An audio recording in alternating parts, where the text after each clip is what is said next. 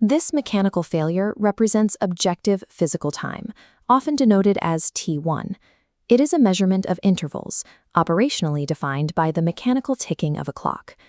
Under the framework of relativity, time is treated as a static coordinate, mathematically equivalent to length, width, or height. Relativity constructs reality as a block universe, where three spatial dimensions and the temporal dimension form a single, unchanging geometry. Within this block, an object's trajectory forms a continuous world line. Past, present, and future states exist simultaneously. In this model, time possesses no structural flow. The universe does not happen sequentially, it simply is. If the physical universe is a static block, why does human consciousness experience a sequential, flowing passage of time? Einstein acknowledged this discrepancy between mathematics and experience, concluding that the subjective passage of time is a stubbornly persistent illusion. But categorizing the flow as an illusion doesn't explain its mechanism. The very act of experiencing an illusion is a sequential process, a transition of states that a purely static geometry struggles to contain. Human perception relies on the constant conversion of future expectations into past memories. This directional movement is phenomenologically distinct from a fixed coordinate on a map. One proposed solution to this gap involves mapping extra orthogonal dimensions of time, moving from a single timeline to a multidimensional array. Addressing this mismatch between static physics and active experience provides a path toward a more comprehensive theory of the universe. To understand where the mind fits into physics, we can look at three competing models: physicalism, panpsychism, and idealism. Physicalism attempts to derive mind from matter, but faces the hard problem, the lack of any mathematical bridge between physical data and qualitative experience.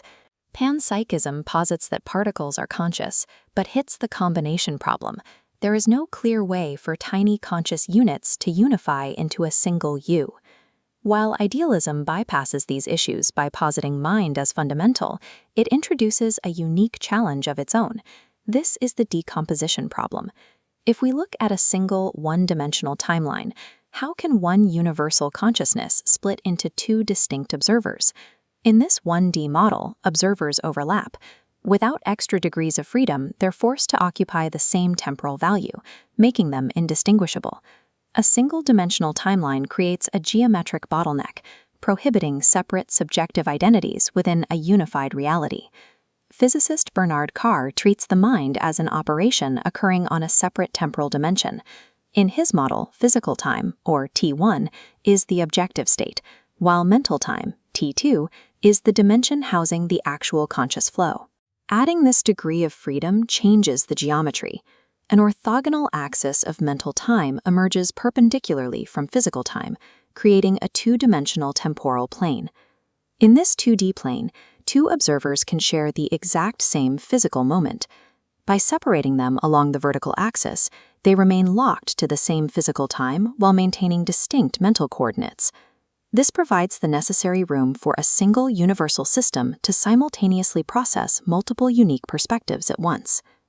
This multidimensional approach offers a mathematical way to preserve individual identity in an interconnected universe. We can see this geometry in action by looking at how the brain integrates time into a single now. This is the concept of the specious present, the actual measurable duration of a single conscious moment. Research by Mark Whitman suggests the human now is not a point, but a biological integration window spanning roughly 2 to 3 seconds. This window allows us to perceive a melody. Your brain holds the current note and the active memory of previous notes concurrently. Jonathan Schooler's nested windows model explores scaling this window. If we move from a human bracket to a planetary or cosmic one, the perspective of time changes. An observer with a cosmological scale specious present would perceive the entire history of the universe as a single, simultaneous event. From this perspective, the static block universe is simply the physical shape of a 14 billion year long now. To synthesize these ideas, we can use Paul Davies' analogy of a compact disk to explain how a static universe creates the sensation of flow. The physical block universe is the static track on a disk. all data exists simultaneously. Nothing on the disk is moving. The observer is the laser. It's a higher dimensional reference point scanning across static data, illuminating it in sequence.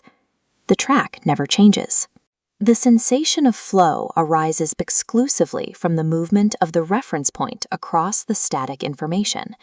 Because every point on that track contains memories consistent with its specific location, the observer perceives a continuous, logical timeline, regardless of where the scan occurs. Time passes relative to our changing states, even while the universe remains structurally static. 20th century physics mapped objective reality with immense precision, but it succeeded by deliberately excluding the conscious observer from the frame. Today, some researchers suggest we are approaching a limit where matter alone can no longer provide the full picture, a state some describe as terminal materialism. Whether we look to loop quantum gravity or brain cosmology, these vanguard theories find themselves grappling with the same central impasse. At the Planck scale, the absolute quantum limit, traditional coordinates of spacetime begin to dissolve. Resolving this may require moving beyond pure matter and integrating the qualitative state of the observer into our mathematical models. The final theory of reality may not be found by removing the mind from the equation, but by finally defining its geometry.